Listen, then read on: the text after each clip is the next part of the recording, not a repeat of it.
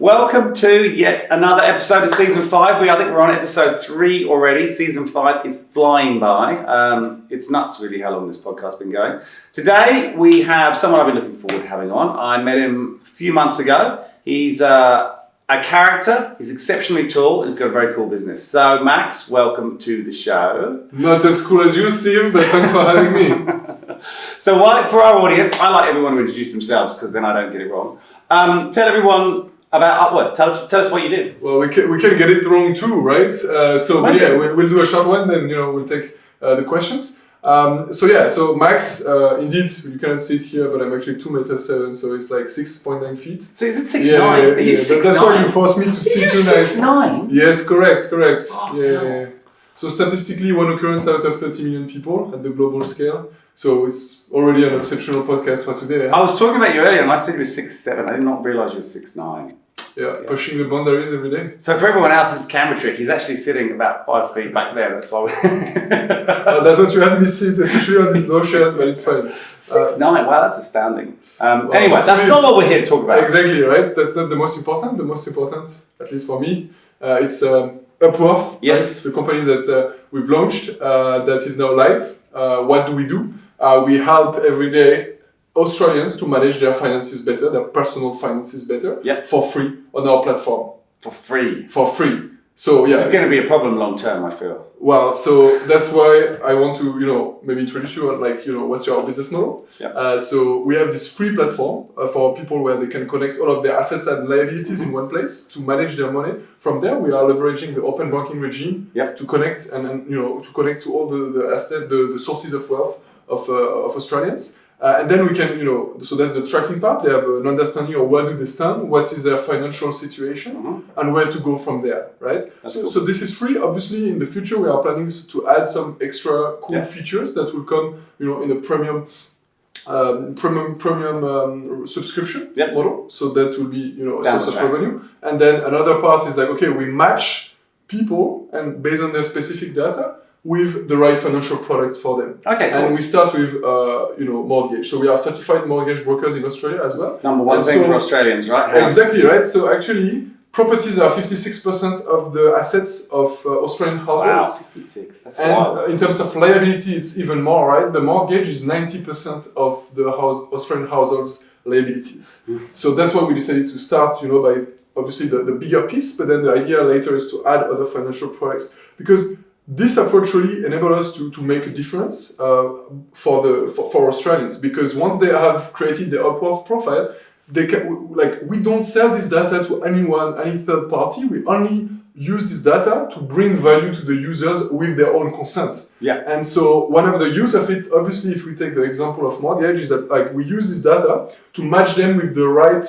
product for their specific situation. Okay. Using the data and our algorithm as well. Yeah. And of course there is also a human layer to it, so it's 80-20. We try to optimize on the technology side for 80%, and 20% there is also of course this human interaction to make sure that we check technology, we interact with the client, but we make it as smooth and efficient as possible. Cool. Now this is quite a new business, right? Because we only met a few, and you've got quite an interesting history, which we'll touch on in a minute.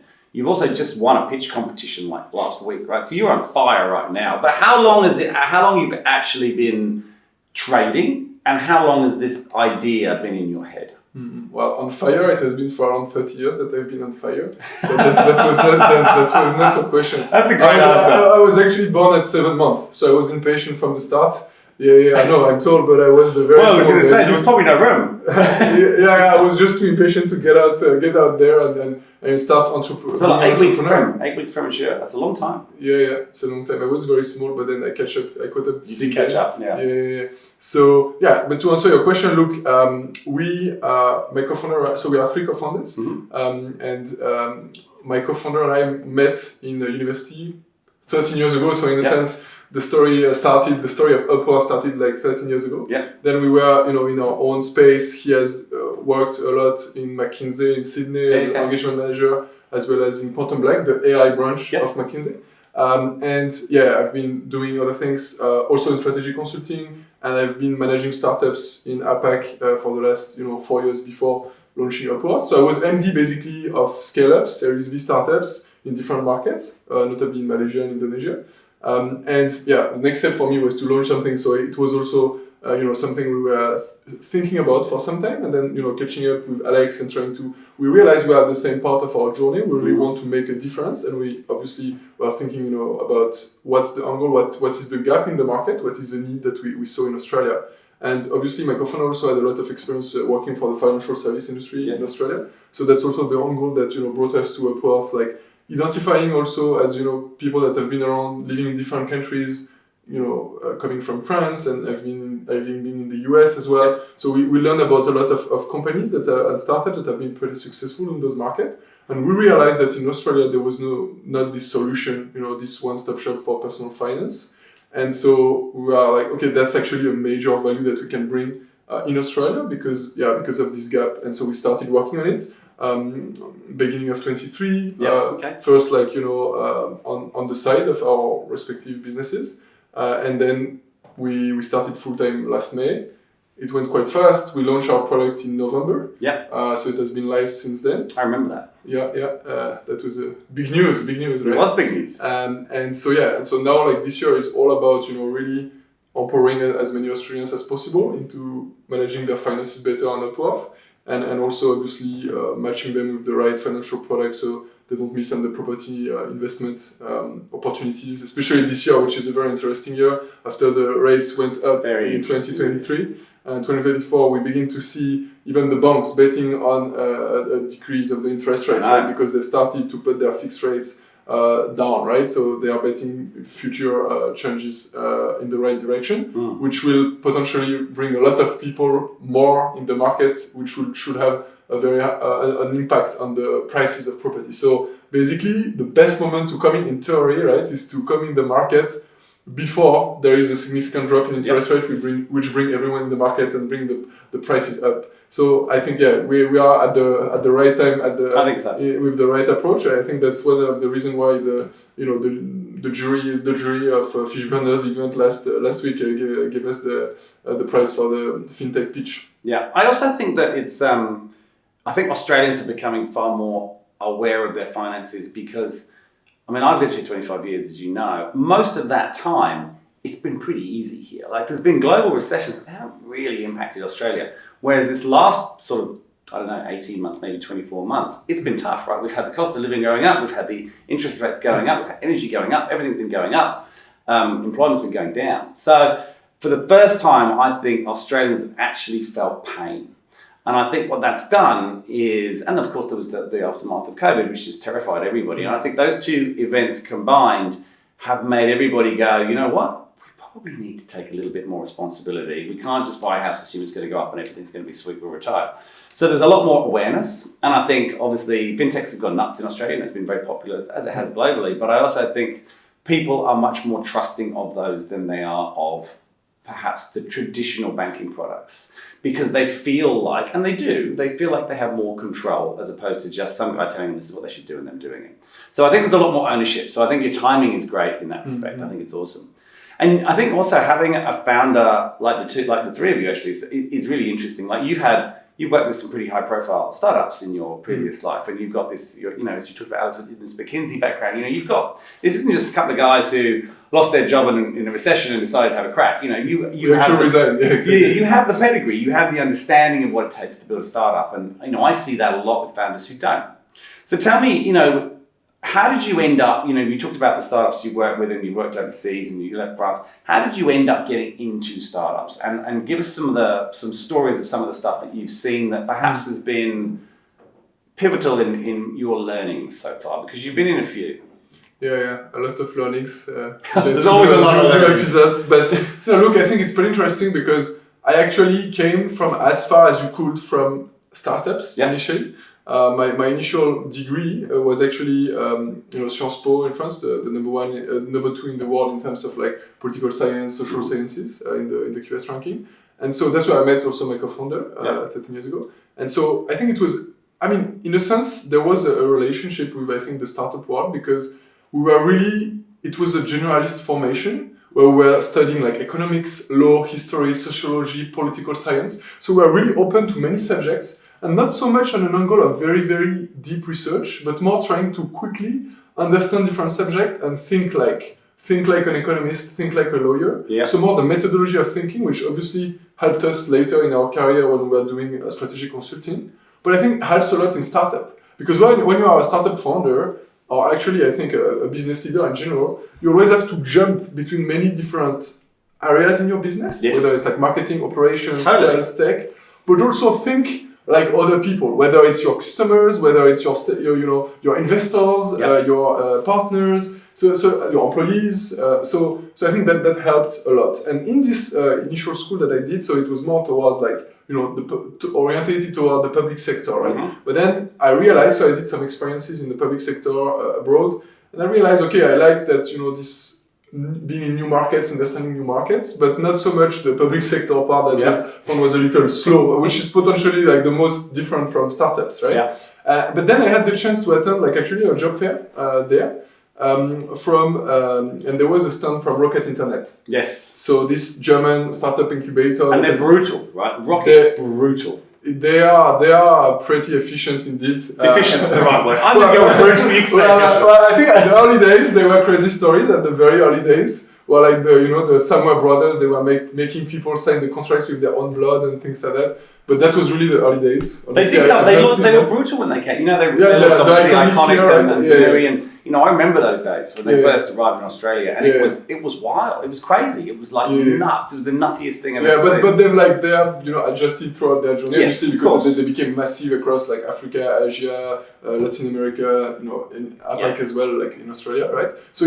But for me, what was really interesting, they were building a lot of startups in Africa at the time. Mm-hmm. And so basically I had the chance to be the right hand as an intern, the right hand of the MD of Jumia Food Algeria, which was the equivalent of Uber Eats for Africa. Now they are listed on the Nasdaq, they are in 40 countries in Africa. They are a pretty interesting one. But I was really at the early age, and so all the energy that you had, like we had like a big villa in Alger with all the founders and the interns, and we were like just building the business, was growing like super fast. It was really, really empowering. And as an intern, you arrive and you are like a lot of very important responsibility to take on. Yeah. And also you are seeing all the side of the business kind of shadowing the MD. So that's really amazing. And that's, I was like, okay, now I know, yes, I want to be in the private sector, and more specifically, I want to work in startup. That's where I find the best match between my personality and what, is to be there. I've always been pretty eclectic, pretty curious, wanted to always learn from different things and to also,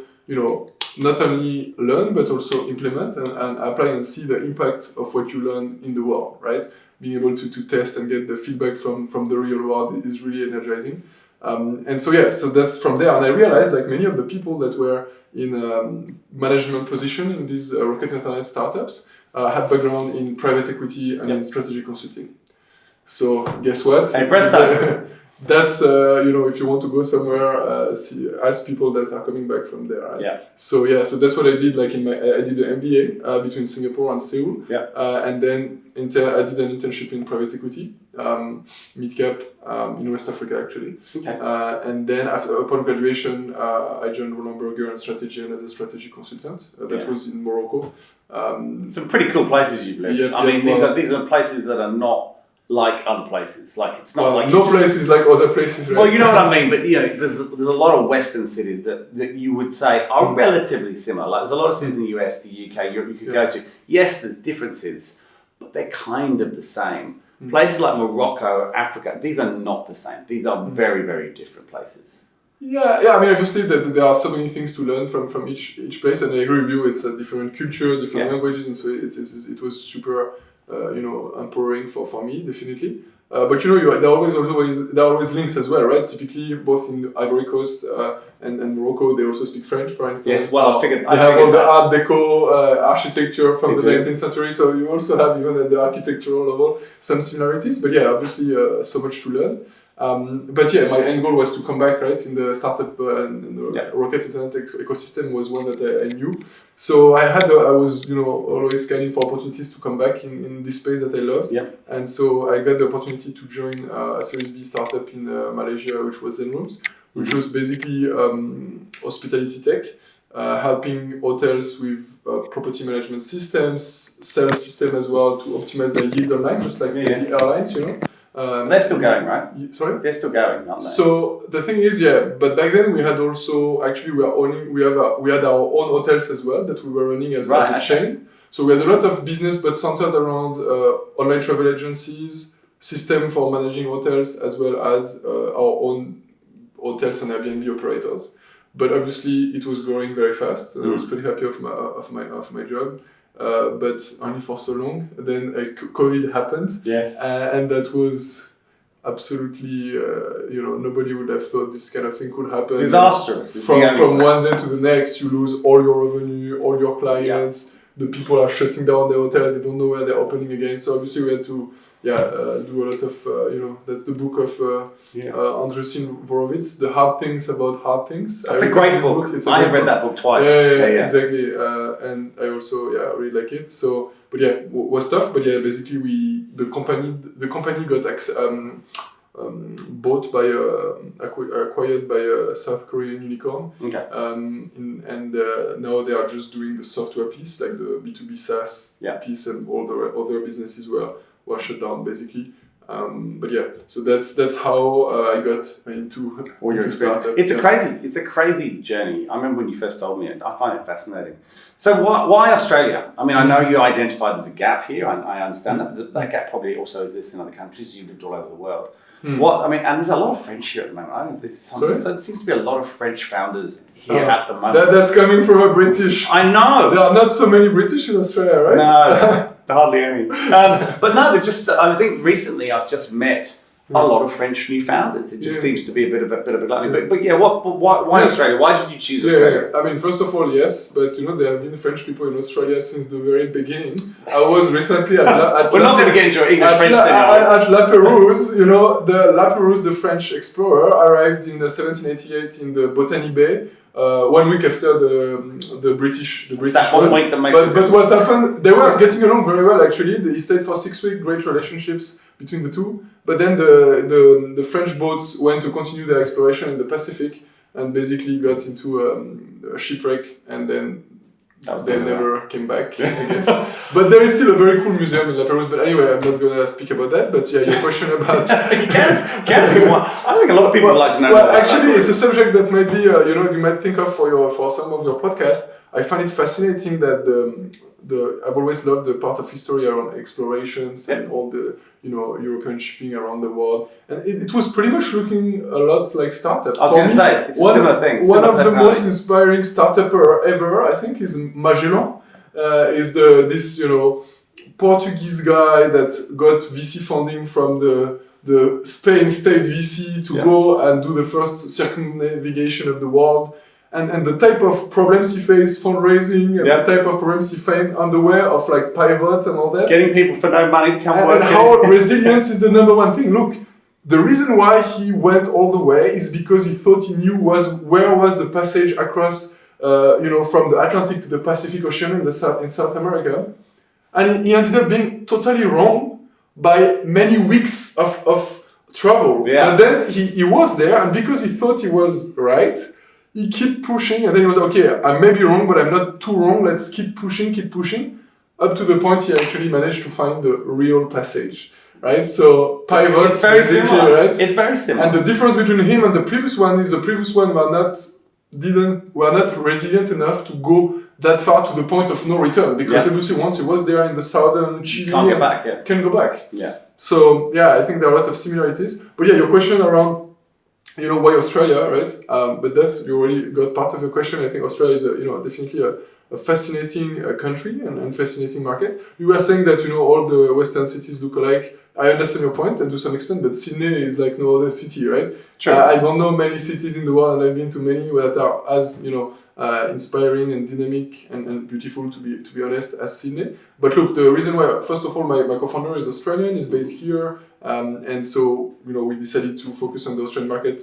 That was one of the reasons. The second reason, obviously, of why we chose this approach in Australia, there was a gap in the market, but also we saw really an opportunity to have maximum impact, because we are speaking about the wealth management solution here, right? So there is a lot actually of wealth in Australia, and as you said, there is, but we can make it better. There are a lot of opportunities to optimize it and to bring value to people. I mean, if we improve the management of a very small asset base, it's not going to make much impact, right? But if the asset base is higher, then it's really much more impactful at the individual level for the life of people, and hopefully helping them achieve financial independence, and also at the country level, right? Yeah. So that's why we decided Australia, because of I mean, not my personal, but our expertise in the market, especially my co-founder, filling this gap in the market and empowering people that will really this is a market, basically it's a product for a relatively mature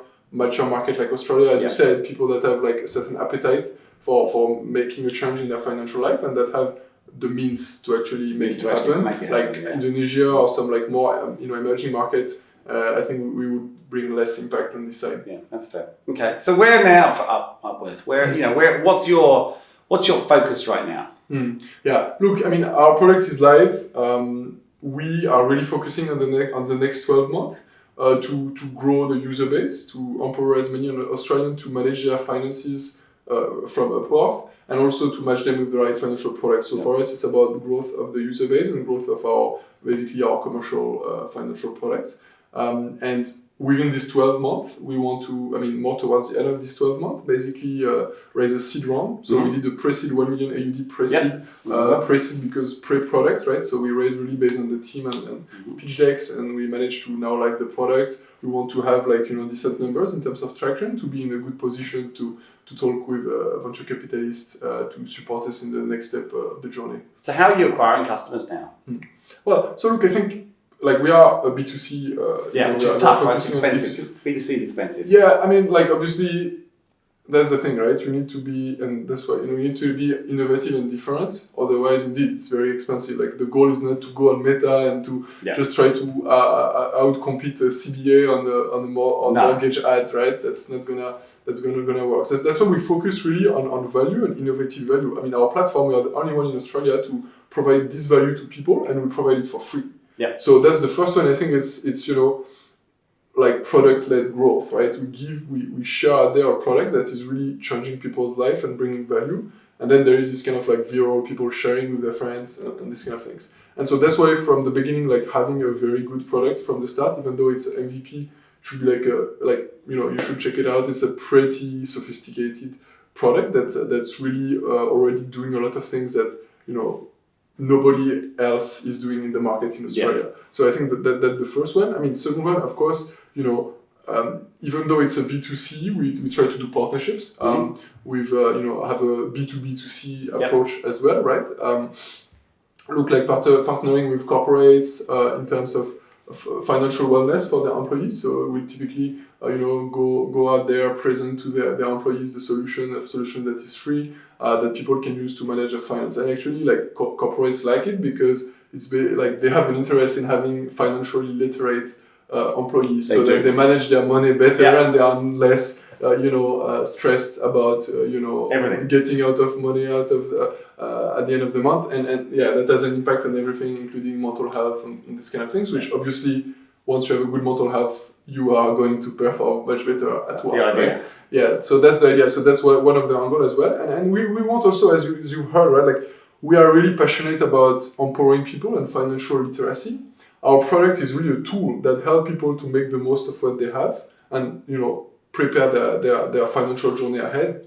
But so we, on top of this product-led growth and of this, B2B2C approach, we're also pretty passionate about, content-led growth and how we can contribute to this financial literacy subject. So we actually do research pieces on different aspects on, on mortgage, obviously, on banks and on financial products to basically help people understand better about personal finance and help them make the right decision. Of course, our key differentiator is the product and the tool, but we want to also build an ecosystem around it, right? So we have a blog, we are developing podcasts, we have tutorials as well to basically help people, make the most of the Are they video tutorials or is that? Yes, so exactly. Video tutorials. So we have already 5 that are on our YouTube channel already, and then so you can get deep dives. First overview of the product, but also deep dive on what are the mortgage analytics that we develop on our product, how you can manage your properties on Upworth, and so like more like specific use case of, okay, that's your problem, that's how we solve it. Yeah, that's cool. That's the approach.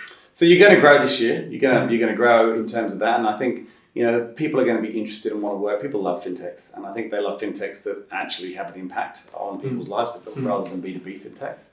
So if you look at that question, right, when you sort of raise your next round, you're going to probably no doubt hire some people. Why would someone in your mind, because I don't think anyone can ever put it better, why would someone want to come and work for Upworth? Okay, so like you're already in this next stage of the journey. I like it. I'm there. I'm with you. Recruitment, right? Look, I mean, I have my own biases from my experiences. I think that personally, that attitude, it's knowledge for breakfast. So really passionate. Obviously, you need like some expertise on some very technical subjects. I mean, for instance, on the tech side of things, right? Mm-hmm. Front-end developer is not a back-end developer and this kind of things. But when it comes to more generalist business position, you really want people with the right attitude. So I mean, when hiring, I think that's something we really look at. And so how do we convince people? I think it's like you are the pro in this, so you will tell me, right? But I think it's all about sharing. What's the vision? What do we want to achieve?